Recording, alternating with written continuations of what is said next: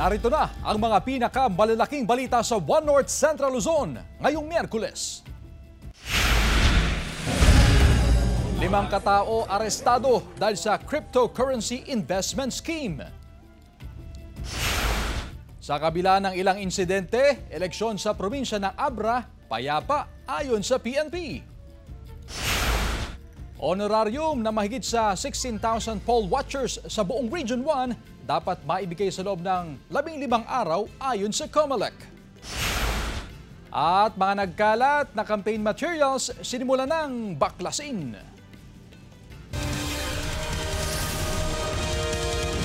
Ito ang GMA Regional TV, One North Central Luzon.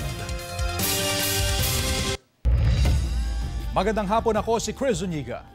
Mga kapuso, sa Biyernes, May 16 o sa Sabado, May 17 pa, target na maiproklama ng Commission on Elections ang 12 senador na nanalo sa eleksyon 2025.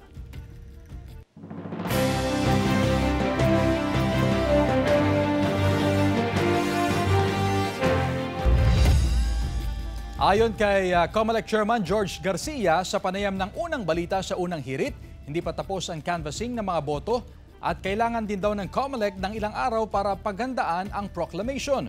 Target ng COMELEC ngayong araw na makatapos ng 100 Certificate of Canvass o COC mula sa kabuang 175. May nauna nang na-canvass na 58 COC kahapon. Ngayong araw rin target ng COMELEC na makapaglabas ng unang partial and official results ng botohan.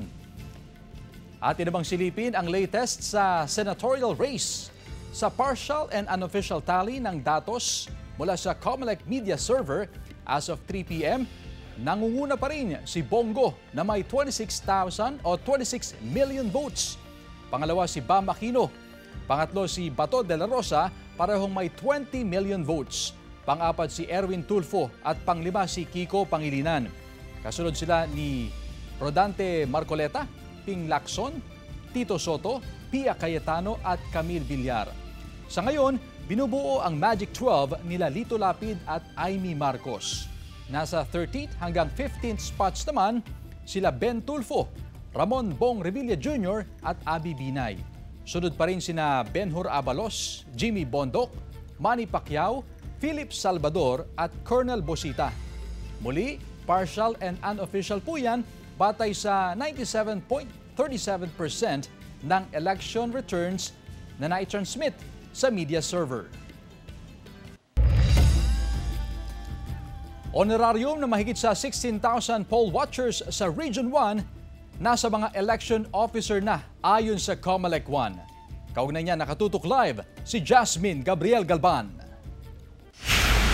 Jasmine? Chris, 2 araw matapos ang eleksyon ay inaasikaso na ngayon ng COMELEC yung honorarium ng mga poll workers. Nakahanda ng honorarium ng mga poll worker na nagsilbi sa katatapos na eleksyon 2025. Mahigit 16,000 ang bilang ng mga guro na nagsilbing electoral board, bukod pa rito ang mga DESO at support staff. Tapos nang nagawa ang payroll ng mga poll worker. Ayon sa COMELEC, matapos ang election day, kinakailangan ng ma-release ang honorarium ng mga poll workers sa loob ng 15 araw. Dagdag pa ng COMELEC na ang budget para sa honorarium ay nasa mga election officers na ng iba't ibang bayan at syudad sa Region 1. May ilang bayan na bago pa man ang eleksyon ay ibinigay ng kalahating bahagi ng honorarium ng mga poll worker, habang may mga bayan naman na nagsimula ng mag-release ng honorarium ngayong araw. Lahat ng mga poll workers ay mabayaran na agad. In fact, gusto kong sabihin na may mga lugar tayo dito sa Region 1 na pagkakuha pa lang ng mga gamit is na ibigay na, or right after na ibalik yung nagamit ay nakapagbigay na ng honorarium yung ating mga election officers. Sa Mangaldan, Pangasinan, nakaschedule na sa Biyernes ang simula ng pamamahagi ng honorarium. Malaking tulong ito sa mga guro na nagsilbi nung araw ng eleksyon. Tentatively daw po this Friday, mai-release daw po yung honorarium. Malaking bagay po yun. At syempre, makakatulong po sa mga teachers po natin. Sa Dagupan City, excited na si Teacher Lavinia ng West Central Elementary School 1 na matanggap ang kanyang honorarium. Nagsilbi siyang third member ng Electoral Board ng eleksyon. Gagamitin daw niyang pangmatrikula sa kanyang masteral ang matatanggap na honorarium. Fulfilling naman po, and then yung sacrifice is doon po mismo yung pagod at hirap, pero nakaka-fulfill yung pagod na yun. Ayon sa COMELEC, mas mataas ang honorarium ng mga poll worker ngayong eleksyon. Pero paglilino ng COMELEC, nagakaltas pa rito ang honorarium tax rate na 15%. Chris, sa dami ng poll workers sa buong Region 1 ay may kanya-kanyang schedule na ilalabas ang bawat election officer ng kada bayan at ng kada syudad para matiyak na maayos yung distribution o yung release ng honorarium sa mga poll workers sa buong Region 1. Chris? Jasmine, paano naman yung mga miyembro ng mga electoral board na nagkasakit noong araw ng eleksyon? Meron ba silang matatanggap na assistance? Yes, Chris. Actually, Chris, ayon sa COMELEC, halimbawa na lamang sa probinsya ng Pangasinan na mayroong isang miyembro ng electoral board mula sa Basista na nahilo nung araw mismo ng eleksyon. Ang sabi ng COMELEC ay mayroong assistance na ibibigay ang COMELEC para sa kanila. Kagaya din doon sa isa namang electoral board sa part ng, I think, Ilocos Sur or Ilocos Norte na kung saan bago pa man dumating sa voting center ay naaksidente, sila yung mga kabilang sa bibigyan ng assistance. Actually, ayon sa COMELEC ay na-forward na ng COMELEC region yung report sa central office at waiting na lamang para doon sa possible na assistance na ibigay sa mga poll worker, Chris. Okay, maraming salamat, Jasmine Gabriel Galban. Takit Bersamin at Ann Bersamin, waging governor at vice governor ng Abra. Balitang hatid ni CJ Turida. Balik Kapitolyo ng Abra ang mga Bersamin. Nagbabalik Gobernador si Takit Bersamin, ang kapatid ni Executive Secretary Lucas Bersamin. Vice-Gobernador naman ang kanyang pamangkin si Ann Bersamin. Landslide ang pagkapanalo ng magtuwing Bersamin laban sa mother and son tandem na sina Joy at Kiko Bernos. Isa sa unang ginawa ni Governor-elect Bersamin, tawagan si Baguio City Mayor Benjamin Magalong para magpatulong na maayos ang peace and order sa Abra na may kasaysayan na ng karahasan at patayan. Tulong mo kami, Benji. Ikaw nagpatinong Abra noong 2013. Yes, sabi niya. Si Magalong kasi ang dating hepe ng PNP Cordillera Region na nagpatahimik daw sa Abra noon at ngayon pinuno ng Cordillera Regional Peace and Order Council. Sabi ni Bersamin, kapag naayos na ang seguridad sa Abra, mapapalakas na nila ang turismo rito para sa ekonomiya. Plano rin daw niyang gawing tertiary level hospital ang kanilang provincial hospital sa kanyang unang taon para hindi na raw dumadayo sa Ilocos ang mga Abrenyong nagpapagamot. Ang nanalo namang kongresista ng Lone District ng Abra na si JB Bernos, nakaalyado rin ng mga Bersamin, magpapatulong daw kay Executive Secretary Bersamin para mapaunlad ang Abra.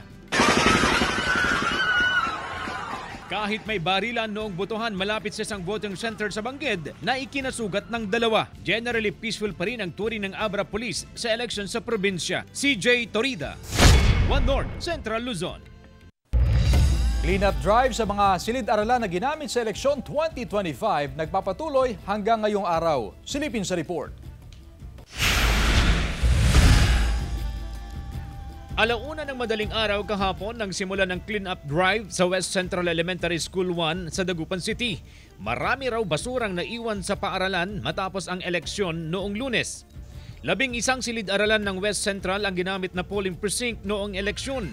Mahigit 9,000 botante ang dumagsa rito upang bumoto. Kahit papaano, nalinisan na ang paligid. Pero kaninang umaga, tuloy pa rin ang mga guro sa paglilinis sa kanilang classroom. Winawalisan sa loob ng silid at inaayos ang upuan at mesa ng mga mag-aaral. Unang-una palapit na yung enrollment, so dapat malinis yung mga classroom.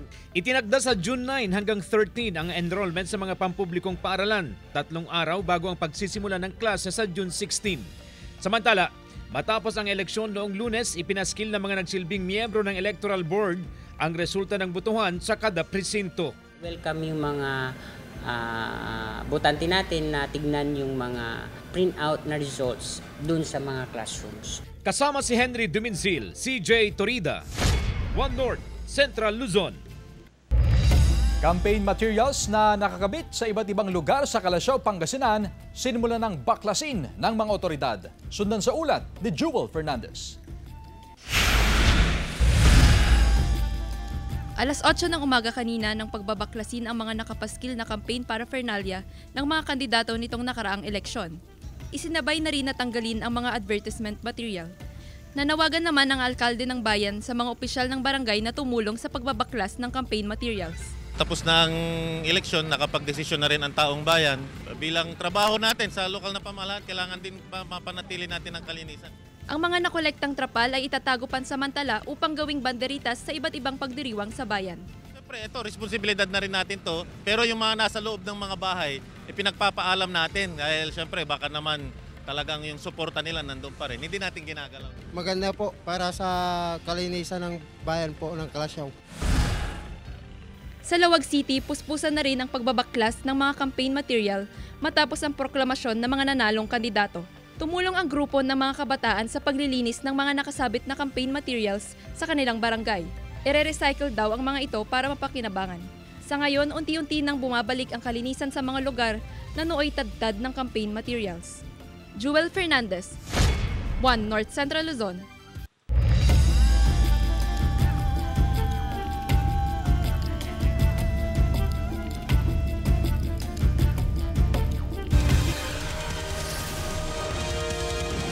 Ito ang GMA Regional TV, 1 North Central Luzon.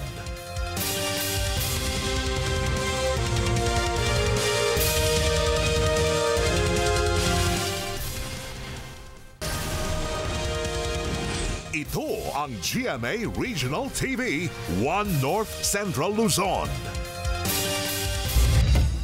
5 katao arestado dahil sa cryptocurrency investment scheme sa San Carlos City, Pangasinan. Nakaalerto CJ Turida.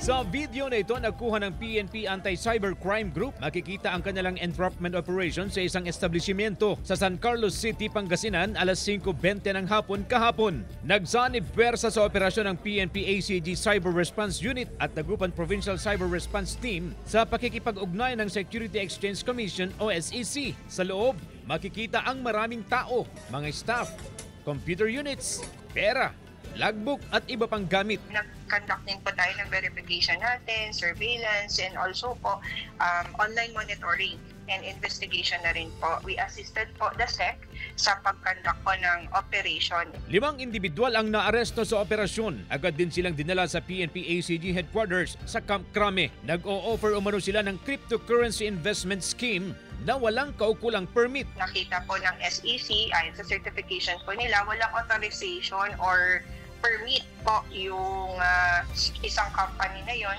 na nag-conduct ng cryptocurrency investment po. Kaya po sila nahuli. Sa investigasyon ng otoridad, 2022 pa nagsimula ang operasyon ng kumpanya. 30,000 pesos ang minimum na investment ng kada miyembro at kumikita ng 10% na interes kada buwan.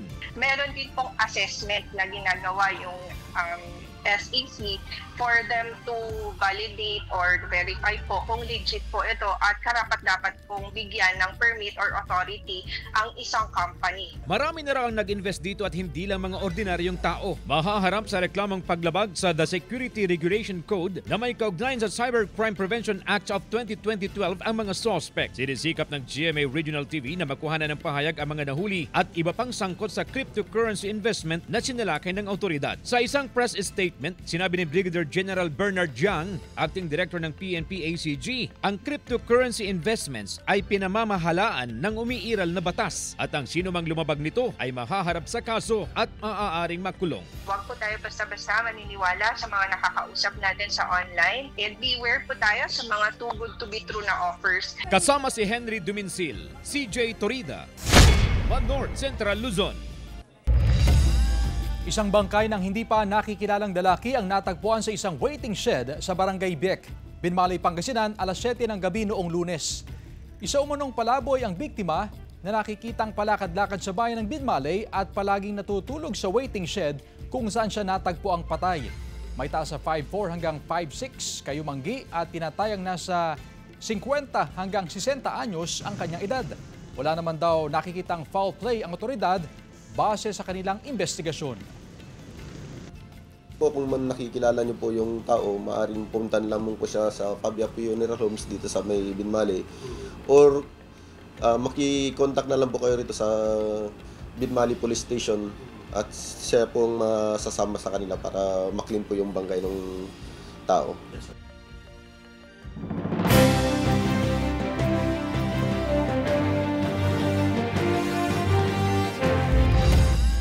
Mga programa at proyekto para sa lungsod ng Dagupan sa susunod na 3 taon, inilatag na ng mga nanalong opisyal. Sundan sa report. Ngayon na nabigyan ng isa pang pagkakataon si Belen Fernandez bilang alkalde ng Dagupan City, may pagpapatuloy na raw niya ang mga nais niyang programa at proyekto para sa lungsod. Muling uupo si Fernandez bilang alkalde para sa kanyang ikalawang termino. More projects coming in, more progress for the city, no hindrances anymore. Isa na rito ang edukasyon, infrastructure projects, health services at patuloy rin na ilalapit ang pamahalaan sa mga residente. On how to elevate poverty, number 1, which is education po, ay bibigyan natin ng priority ulit. Isa rin sa mga bibigyan ng prioridad ng re-elected mayor ang environment, lalo na ang pagpapasara sa dump site na makatutulong sa turismo ng lungsod. Pagtutuunan din ng pansin ang pagbibigay ng mas maraming trabaho para sa mga taga-Dagupan. Nakalinya rin sa edukasyon ang programa ni re-elected Vice Mayor Brian Cua. Siyempre po, kagaya po ng dati, pagpapatuloy po natin ang pagsuporta sa edukasyon. Nandiyan po ang ating po scholarship program at magdadagdag po kami kaagad pagbalik po namin. Hindi rin daw pababayaan ang mga senior citizen sa lungsod. Kasama si Henry Duminsil, CJ Torida, One North Central Luzon. Matapos ang eleksyon kung saan ginamit ang maraming paaralan bilang voting center, pinaghahandaan na ng iba't ibang pamunuan ng paaralan ang Brigada Eskwela. Sa West Central Elementary School 1 sa Dagupan City, maaga na silang nanawagan ng kooperasyon ng mga magulang at iba pang stakeholders na makiisa sa Brigada Eskwela. Isasagawa ang Brigada Eskwela sa June 9 hanggang June 13, 3 araw bago ang June 16 school opening. Samantala, pagtaas sa presyo ng sibuyas, 3 araw nang nararanasan sa Mangaldan Public Market. Sundan sa report. Nagsisimula ng tumaas ang presyo ng sibuyas sa Mangaldan, Pangasinan. Sa Mangaldan Public Market, 3 araw na ang bahagyang pagtaas sa presyo ng pulang sibuyas. Mula sa 100 pesos per kilo, umakyat na ito ngayon sa 120 hanggang 140 pesos per kilo. Tumataas nga. Ewan ko dahil siguro sa supply. Bunsod ng naranasang pagtaas, apektado ang ilang mamimili. Tamang pagbabudget na lang daw ang kanilang ginagawa, lalo pat mataas din ang presyo ng iba pang bilihin. Pag marami, pera, lang, paramihan. Pero ngayon, sir? Tingin-tingin na lang po. Ayon sa Samang Industriya ng Agrikultura, malaking porsyento na ng mga taniman ng sibuyas sa bansa ang naani ng mga magsasaka. May ilang taniman ng sibuyas sa Nueva Ecija ang nakatakda palang anihin. Malaking volume ng sibuyas ay nasa mga cold storage facility na. Sapat ang supply ng pulang sibuyas hanggang sa buwan ng Desyembre, habang magtatagal naman hanggang sa buwan ng Agosto ang supply ng puting sibuyas. Hindi rin daw dapat magkaroon ng malakiang pagtaas sa presyo dahil sapat ang supply ng sibuyas sa bansa. Tingin naman natin kung magkaroon ng galaw yan, siguro June.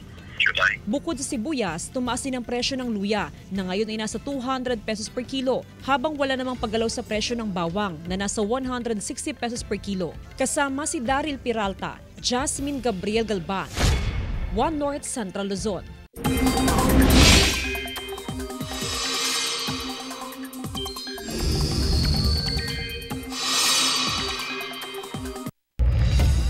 Mga kapuso, may bagong sama ng panahon na posibleng mabuo ngayong linggo. Ayon sa Pag-asa, posible itong lumapit sa may Mindanao, Visayas o Southern Luzon. Mababa pa naman ang tsansa nitong maging bagyo, pero patuloy nating tutukan sa mga susunod na araw. Easterlies o yung mainit at malinsangang hangin pa rin ang iiral at makakaapekto sa halos buong bansa ngayong araw. Mahigit sa 20 lugar ang makakaranas ng mainit at maalinsangang panahon. Ang pinakamataas aabot sa 44 degrees Celsius. Maglalabas ang Pag-asa ng datos ng naitalang matataas na heat index sa mga susunod na oras. Kahit matindi pa ang init, may tsansang maulit ang mga biglaang ulan sa hapon at gabi. Base sa rainfall forecast ng Metro Weather, may tsansa ng malawakang ulan sa Northern at Central Luzon. Malalakas ang ulan sa ilang lugar, kaya maging handa sa banta ng baha o landslide. Posible rin ang ulan sa ilang pang bahagi ng bansa. Ito ang GMA Regional TV, 1 North Central Luzon.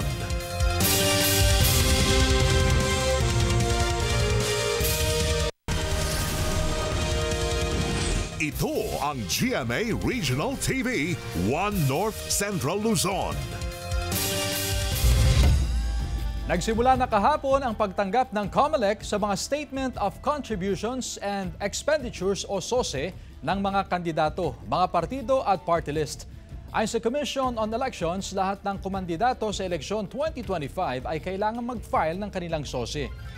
Nanalo man o natalo o nag-withdraw ng candidacy basta nakaabot sa pagsisimula ng campaign period.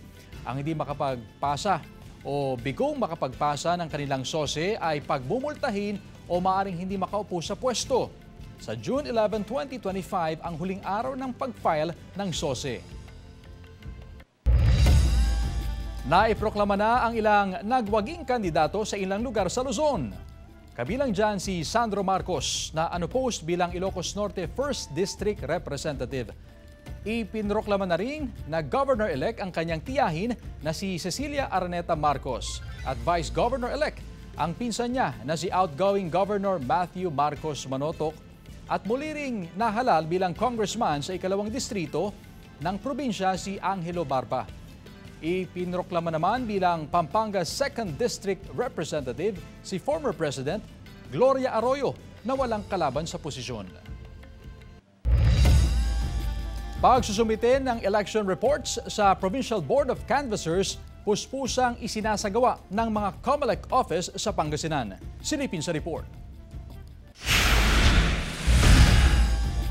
Deadline ngayong araw ang pagsusumite ng mga post-election report ng iba't ibang tanggapan ng COMELEC sa Pangasinan. Dadalhin ang mga ito sa Provincial Board of Canvassers. Kabilang dito ang election returns, Certificate of Canvass at Certificate of Canvass and Proclamation. Ang PBOC naman ang magdadala sa mga post-election report sa Central Office bukas. Samantala, 2 reklamo ng vote buying ang natanggap ng COMELEC Dagupan nitong nakaraang eleksyon. Pero sa assessment ng COMELEC, hindi raw binanggit sa reklamo kung sino ang personalidad na direktang sangkot sa vote buying. Hindi rin daw duly notarized ang reklamo. Ang feedback natin sa mga complainant is sana i-formalize yung paghahain ng complaint para ma-actionan natin. Kahit tapos na ang eleksyon, hindi raw nangangahulugan na tapos na ang trabaho ng COMELEC. Sa katunayan, pinaghahandaan na nila ang pagbabalik ng registration sa July 1 hanggang 11 para sa BSKE 2025. Compress ho yan kasi under the law, hindi ho tayo pwedeng magsagawa ng registration 120 days before the election. At ngayong tapos na ang eleksyon, payo ng COMELEC sa mga nanalong kandidato. Oras na para tuparin natin yung ating mga inihain na plataforma, pangako, programa ng campaign period. Siyempre, aasahan ho yan ng ating mga constituents. Kasama si Henry Dominzil, CJ Torida, 1 North Central Luzon. Mga kapuso, nag-umpisa na ang Proof of Purchase promo ng GMA. Ang Kapuso Big Time Panalo Season 3. Kasama ang mga bagong maghahatid ng big time papremyo na sina Kuya Kim at Mikey Quintos. Mamimili o sari-sari store owners, pwedeng magpadala ng entries at may chance sa manalo ng maagang pamasko. Over 11 million pesos ang ipamimigay, kabilang na ang 1 million pesos para sa lucky mamimili at sari-sari store owners sa grand draw. Ang official sending of entries ay magtatagal hanggang July 11, 2025. Pwedeng maghulog ng entries sa mahigit 1,000 participating Mercury Drug, Pure Gold branches, GMA Regional TV and radio stations nationwide. Mag-ingat po sa fake news, fake Facebook accounts o scam text. Tutok lang sa GMA o i-follow ang GMA Promos Facebook and TikTok pages o bumisita sa microsite ng GMA Promos para sa complete mechanics at announcements. Good news mga kapuso! Sa mga naghahanap ng trabaho, pagkakataon niya ng maging bahagi ng GMA Network. Naghahanap po ang GMA Network ng mga top caliber applicants para sa mga sumusunod na posisyon. Ang sinumang interesadong aplikante ay maaaring magpadala ng kanilang aplikasyon sa careers.gmanetwork.com. Mag-apply na at maging bahagi ng GMA, ang #1 network in the country.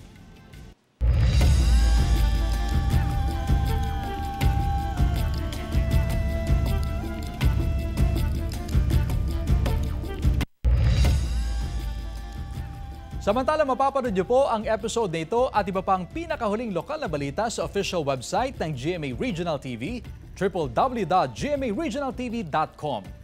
Pwede rin kayong bumisita sa aming official YouTube channel, GMA Regional TV, at i-click ang subscribe button para sa pinakamainit na balita mula sa mga rehiyon. Nais din naming pasalamatan ang mga kapuso sa Hilaga at Gitnang Luzon, maging ang mga kapuso natin abroad. Dahil sa GMA Regional TV, local news matters. At yan ang mga pinakamalaki at pinakahuling balita sa Hilaga at Gitnang Luzon. Maraming salamat sa pagsama sa amin, pati na ang mga kapuso sa ibang bansa na tumutok sa mga balita sa rehiyon. Ako po si Chris Zuniga. Kami, ang GMA Regional TV, 1 North Central Luzon, buong puwersa para sa mas malaking misyon at mas malawak na paglilingkod sa bayan.